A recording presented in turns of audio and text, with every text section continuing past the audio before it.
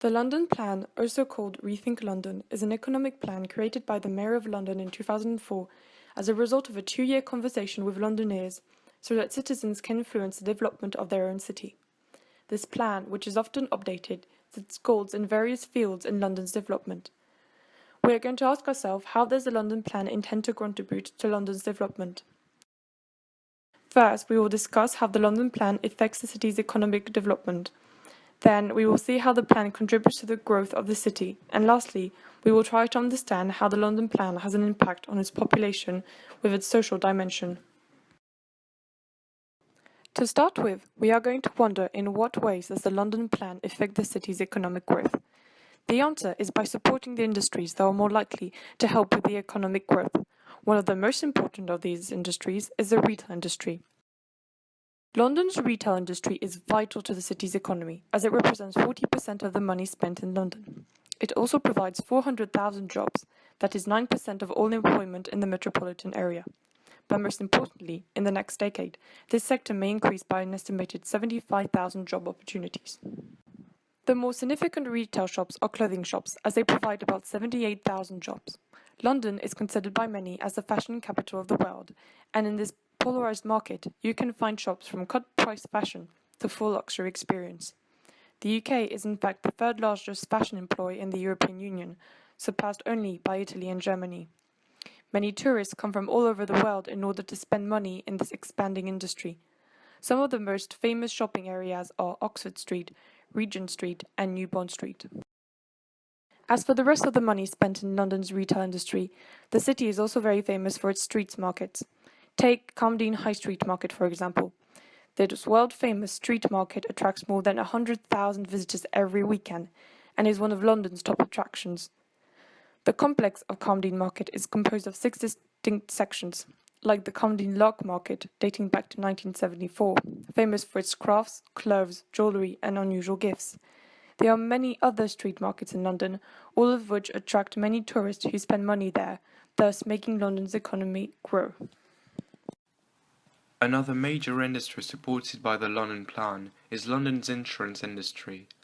London's insurance industry can be traced back 300 years ago to a coffee shop in Tower Street, run by Edward Lloyd. It was frequented by merchants and ship owners, particularly those involved in the slave trade, and quickly obtained a monopoly on maritime insurance. Lloyd is now a major hub for the import and export of ocean cargo coverage, as well as many other types of insurance, including commercial property, commercial auto, and general liability. Today, the sector employs 48,000 people, constituting 21% of the city's economy, and underpins global industries like aviation and shipping. 1/10 of global commercial insurance and 13% of reinsurance is underwritten in London, making the market roughly the same size as its 3 closest rivals, Bermuda, Singapore, and Zurich combined. However, a study carried out in November by the London Market Group and Boston Consulting Group stated that London's position of dominance is under threat. Over the last few years, the rest of the city has been forced to evolve because of globalization, whilst the insurance industry has barely changed. As a result, as much as 40% of London's current insurance business is at risk of being relocated. Emerging markets represent 43% of world growth in the commercial insurance industry over the past 3 years. The Chinese market alone grew by 18% annually over that period. Yet London only managed to capture 0.5% of that growth. Its share of emerging markets fell to 2.5% in 2013 from 3.2% in 2010. Lloyds launched a new long-term strategy some years ago called Vision 2025, which aimed at attracting business, capital, and people from these new markets into the Lloyds and London insurance market, vocalizing its desire to internationalize itself in order to access all major overseas territories.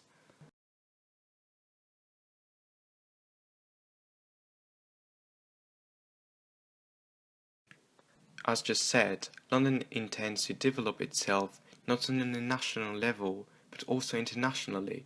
The City of London recently hosted the Olympic Games, although there was a minor decrease in the number of visitors during the Games due to the phenomenon of displacement, which even caused London to become what some described as a ghost town during the first week of the Games.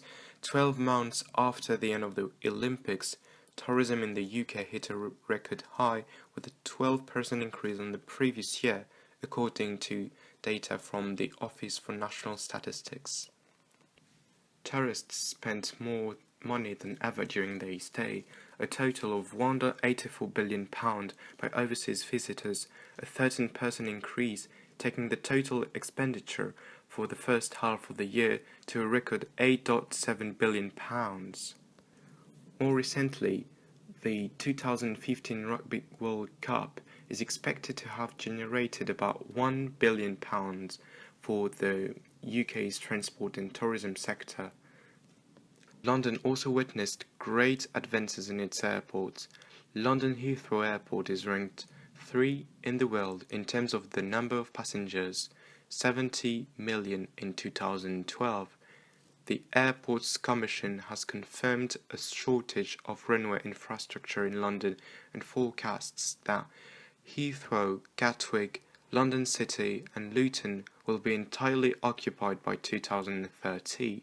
In order to meet future demand for air travel, the Commission has shortlisted both Heathrow and Gatwick as potential options for expansion. Expanding airport capacity has significant impacts on employment not only on a local level, but also more widely. As increased employment is one of the key contributors to economic growth, it is important to predict the effects of the expansion on employment. A third runway at Heathrow is estimated to add 82,300 direct and indirect jobs by 2040. This will result in an increase of 0.65% on the GPD in 2040. At the same time, increases in employment when concentrated in a small geographic area can create local issues for public infrastructure such as housing and transport. It is clear that the London Plan will support important and growing industries in order for London to develop its economy and stay an international city, but all economic growth of a city comes with a change in its geographical display. We are now going to wonder how the London Plan will have an impact on the growth of the city.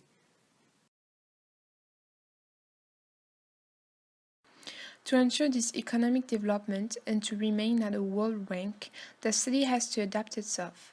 Therefore, it has to make some general geographic settings to create new office spaces and to upgrade the transports and links between the different parts of the city. London is composed of two spaces, the Inner London and the Outer London. The Outer London is composed of 19 boroughs for a surface of 1,254 square kilometers. As for the Inner London, it is composed of 14 boroughs composing the centre of London. Until 2008, all those boroughs were gathered into a centre sub-region and 4 other surrounding sub-regions, North, West, East and South London. For a better realization of the plan, London's sub-regions have been redefined twice. The central region was mainly composed of the Inner London, that is to say the most powerful boroughs. Therefore, the government tried to reduce the disparities between the sub-regions by redistributing the boroughs of the central sub-region to the other sub-regions. As a result, all the attractive activity areas were redistributed and all the sub-regions could benefit from a better economic power. Therefore, the London Plan created 5 equal sub-regions. Those regions all began in the centre of London to combine boroughs of Inner and Outer London. However, in 2011, the government changed its organization again. They decided to reintroduce the central region, but with few changes. As an example, the borough called the City of London was integrated in the central region, whereas Wandsworth was removed and placed in the south sub-region. This new organization of subregions is used for a better repartition and use of resources, like allocations. Here, the aim of this measure is to make sure that each subregion has the same weight on the city's policy, has the same access to resources, and can evolve in an equal way.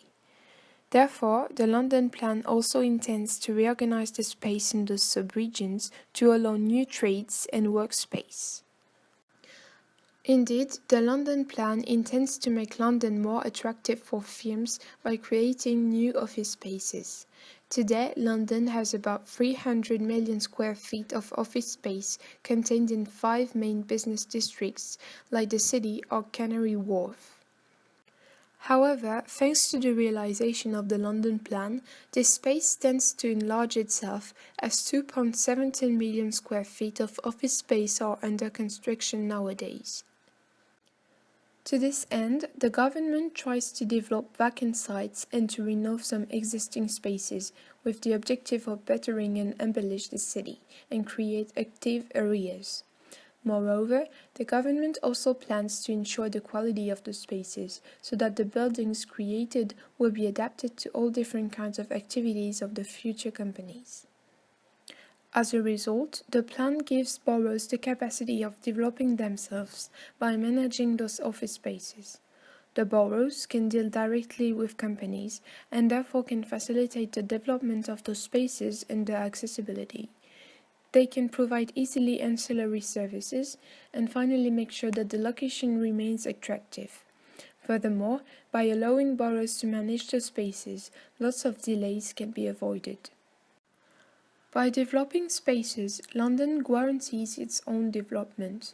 However, the city has to make sure that those developing areas are accessible and linked to each other. Therefore, it has to upgrade its transport facilities. One of the goals of the London Plan is also to facilitate journeys through London for its population and tourists, and furthermore to develop the use of green means of transportation. During the last few years, car ownership in London has been declining, with less than a car per house. However, the government still intends to reduce the amount of cars and therefore of congestions in the city.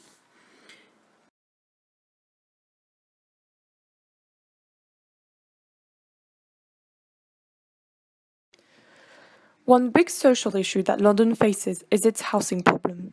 Indeed, estimations suggested that households in London were going to decrease from 2001 to 2011, but these assumptions were wrong due to a social trend. To solve this problem, the London Plan will encourage boroughs to be more flexible about allowing affordable homes to build off-site. This will allow more affordable homes to be provided. The plan will also give real and predictable incentives to boroughs so that they can realize how they can directly benefit from the building of new houses. Many other measures will be taken in order to ensure all families have a place to live fitted to the size of their family.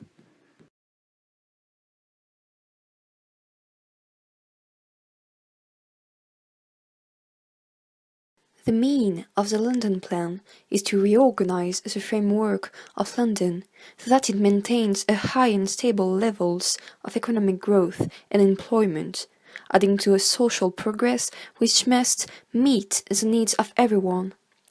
It has to face effectively housing problems and, more generally, social exclusion and poverty.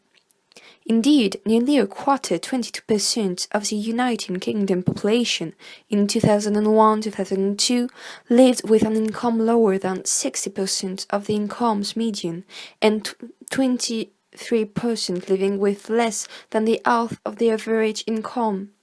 Inequalities are underlined with the gap revealed by this data.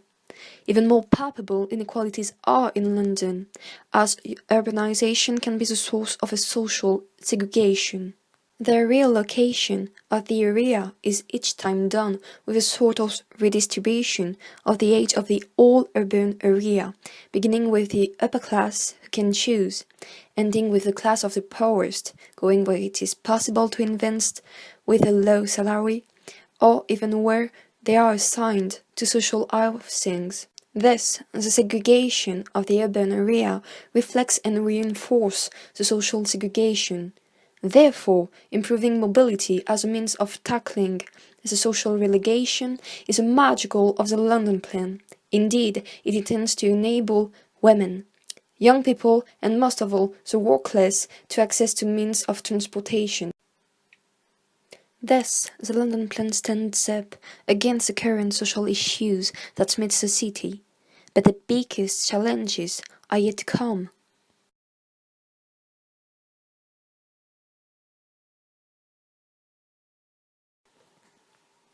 Flood is a major problem in London, especially if the climate change, which causes the amount of rainfall to increase, does not improve. Another problem is that the city is no longer prepared to deal with the increasing amount of water. Non-permeable surfaces have replaced an important part of what used to be soft surfaces, such as gardens, parks, squares, and especially the lost rivers of London, all which was the hydrological network that used to be able to deal with the run-off water. On the contrary, nowadays all the rainwater goes through the streets to the non-permeable sewage system, which transports water rapidly and straight to the Thames, and if the amount is too big, London floods. Several projects are under study. To conclude, the London Plan should only benefit London's inhabitants. Its economy will grow, the city will become more attractive and greener, and it should solve many social issues that the city faces, some of which are actually a consequence of the plan. This shows how communication between a city's administration and its inhabitants can only improve life in that city.